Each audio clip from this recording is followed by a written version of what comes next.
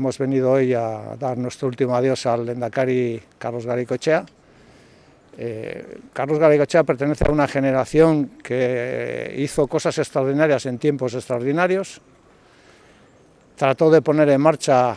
una parte de este país, trató de institucionalizarlo, lo consiguió, lo hizo con éxito. Era un abertzale íntegro, un independentista íntegro, quería la independencia nacional para nuestro pueblo, por lo tanto, él se hubiese definido, o por lo menos cuando tuvo ocasión de hablar conmigo, siempre definía a la gente como buenos patriotas, un buen patriota vasco. Desde nuestro punto de vista, y lo estamos remarcando estos días, una de las grandes heridas en la transición para nuestro país fue la división territorial, y desde nuestro punto de vista fue un acierto que el Partido Nacionalista Vasco en aquella época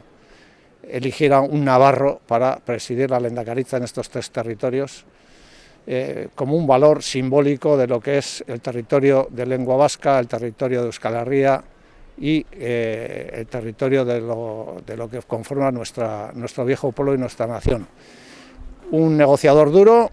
un militante comprometido, un abertzale íntegro, que supo en un momento determinado integrarse, conformar o, digamos, empujar un espacio de reencuentro como el que significa Euskal Herria Bildu, en el que diferentes familias que habíamos tenido nuestras grandes diferencias en el pasado fuimos capaces de poner en marcha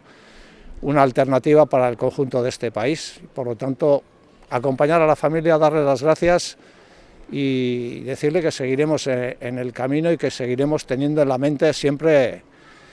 un horizonte claro de un país libre, una república libre, una Euskal Herria libre, y que siempre